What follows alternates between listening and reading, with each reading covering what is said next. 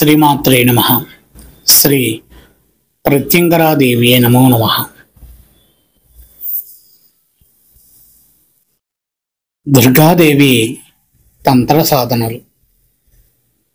ఈ సాధనలు 10 విధములుగా ఉంటాయని గతంలో మనము వాయిస్ రూపంలో చెప్పుకున్నాము. 4 తంత్ర సాధనలు కూడా దుర్గా సాధనలు. నుదిటిన ధరించేటటువంటి తిలకానికి సంబంధించినటువంటి సాధనలే.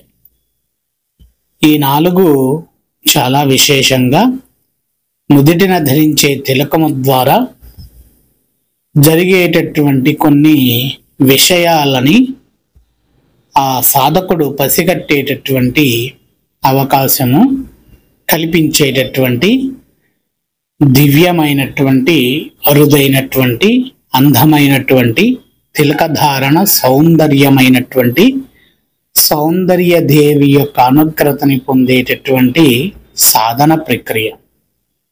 నుదిటిన కుంకుమ తిలకము ధరించినప్పుడు ఏ విధమైనటువంటి తేజస్సు కలిగి ఉంటుందో, నుదిటిన కుంకుమ తిలకము ధరించకుండా ఎటువంటి నుదిటిన తిలకధారణ లేకుండా ఉండేటటువంటి బోసి ముఖము ఏ తీరుగా ఉంటుంది అనేటటువంటిది మీ అందరికీ తెలిసినటువంటి విషయం. ఇదే విధముగా దుర్గాదేవి తంత్ర సాధనల్లో మరొక అపురూపమైనటువంటి ఘట్టం. ఈ సాధన చాలా విశేషమైనటువంటిది.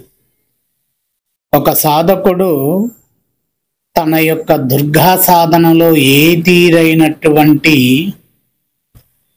స్వప్న దర్శనములతో ఉన్నటువంటి ఏ దేవతనైనా సరే తన మనసులో స్మరించుకొని ఈ సాధన మొదలు పెట్టిండు అని అంటే,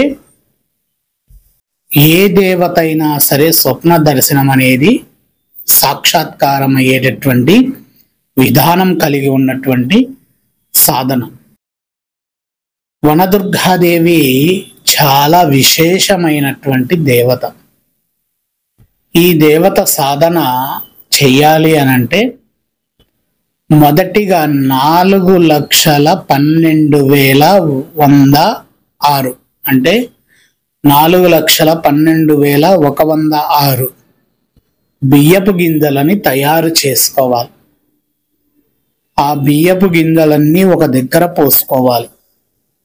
అది కలశములాగా కావచ్చు, లేదా ఏదైనా పాత్ర అవ్వచ్చు, బేషన్ అవ్వచ్చు, ఏదైనా అవ్వచ్చు.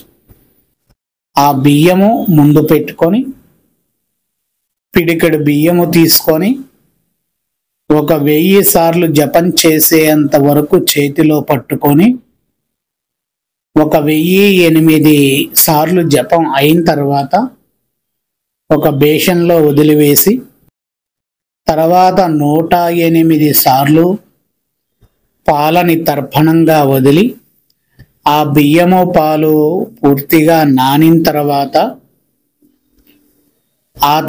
ఆ బియ్యాన్ని తీసుకొని పాయసం తయారు చేసి నివేదన పెట్టాలి.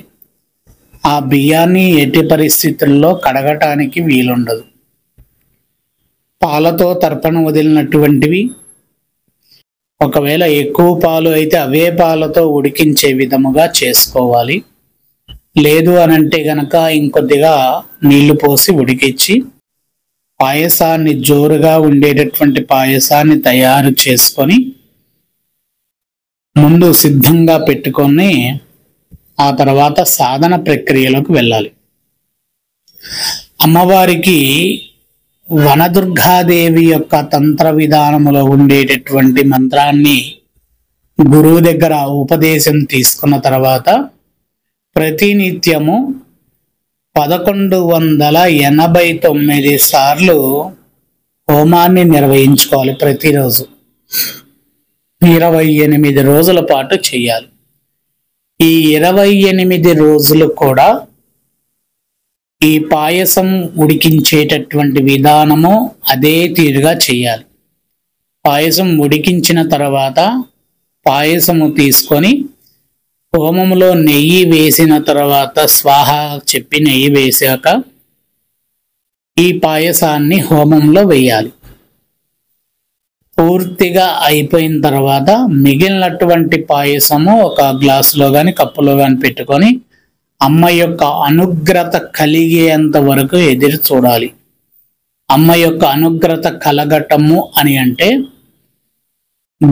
మనము చెప్పుకున్నటువంటి తిలకధారణకు సంబంధించిన దుర్గా సాధనలో ఏ విధముగా చివరిగా చేసినటువంటి జయదుర్గాదేవి సాధన ఉంటుందో ఆ సాధన ద్వారా తల్లి పిలిస్తే పలికే విధముగా సాధకుడికి కనిపించే విధముగా మాట్లాడే విధముగా స్వప్నంలో అతని యొక్క భావన ఏ తీరుగా ఉందో ఆ తీరుగా ఆ తల్లి యొక్క శక్తి అనేటటువంటిది కనిపించే విధముగా ఉంటుంది.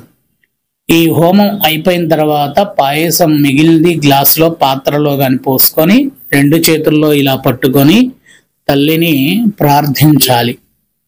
ప్రార్థించిన తర్వాత దుర్గాదేవి మాత కనిపించిన తర్వాత ప్రసాదముగా స్వీకరించాలి. అది ఆ రోజుకి పూర్తవుతుంది.